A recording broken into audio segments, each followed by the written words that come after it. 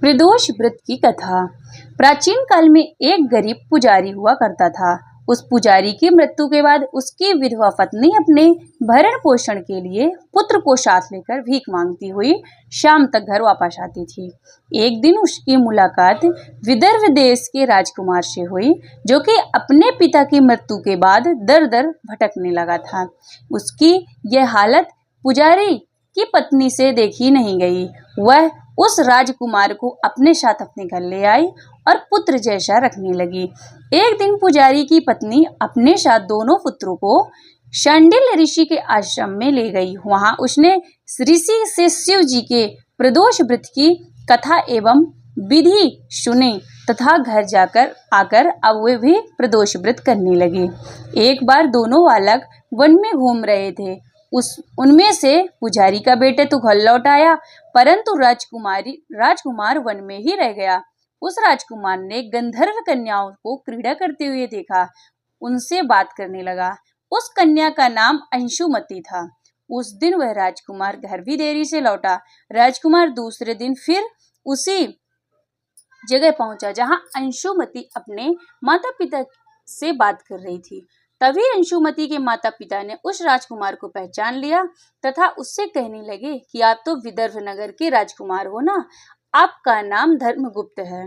अंशुमति के माता पिता ने वह राजकुमार को पसंद आया और उन्होंने कहा कि शिव जी की कृपा से हम अपनी पुत्री का विवाह आपसे करना चाहते हैं, तो क्या आप इस विवाह के लिए तैयार हैं?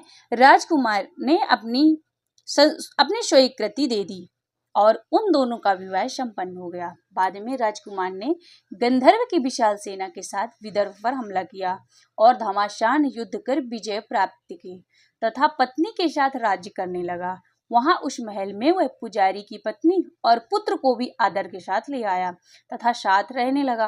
पुजारी की पत्नी तथा पुत्र के सभी दुख व दरिद्र दूर हो गए और वे सुख से अपना जीवन व्यतीत करने लगे।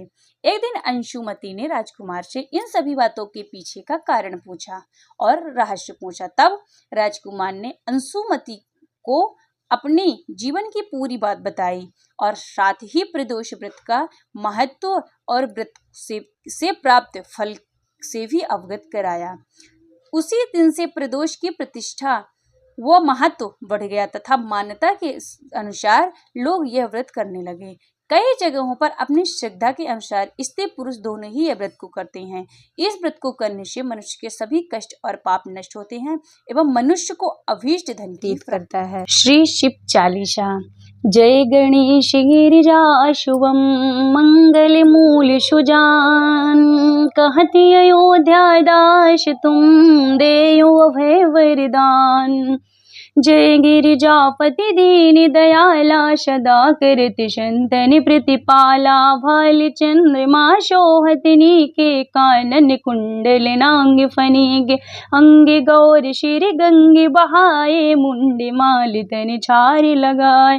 वस्त्र खाल वाघांबर शोहे, छवि को देखे नाग मुनि मोहे। मैं न मातु को हवे दुलारी, बामे अंग शोहत छवि न्यारी। कर त्रिशूल सोहत छवि भारी, करति सदा शत्रुन छयकारी। नंदी गणेश शोहत कैसे, सागर मध्य कमल है जैसे। कार्तिक स्वामी और गढ़राव, यह छवि को कही जाति न काऊ। देवन जब वहीं आई पुकारा, तब ही प्रभु दुख आपे निवारा। किया उपद्रव तारक भारी, देवन सब मिली तुम ही जुहारी। तुरत षडासन आप पठायऊ, लऊ निमेष महिमारी गिरायऊ। आपे जलंधर यशुर संहारा, सुयश तुम्हारे विदिश संचारा।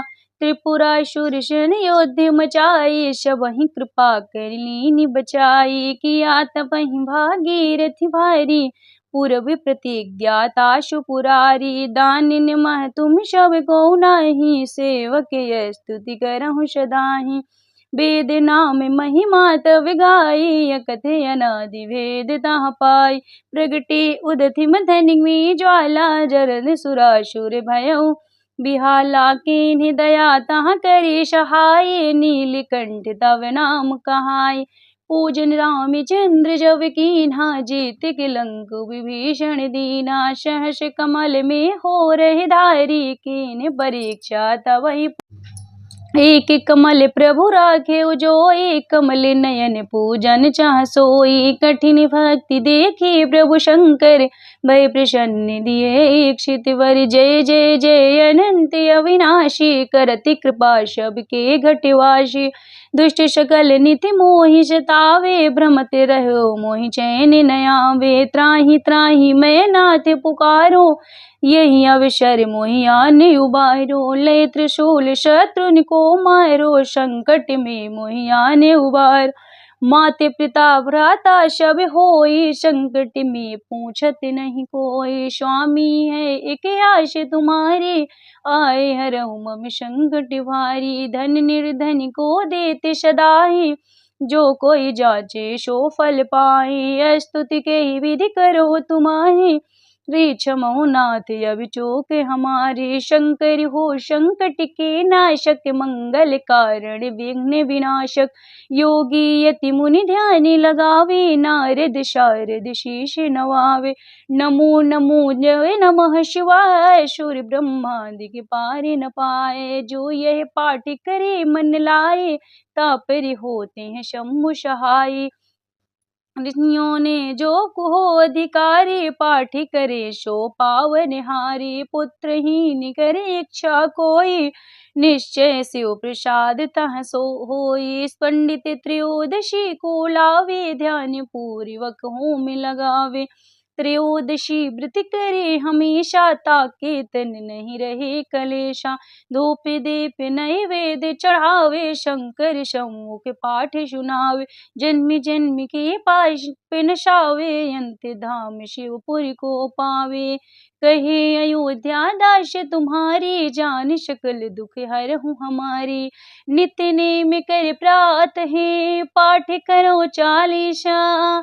तुम मेरी मनोकामना पूर्ण करो जगदीश।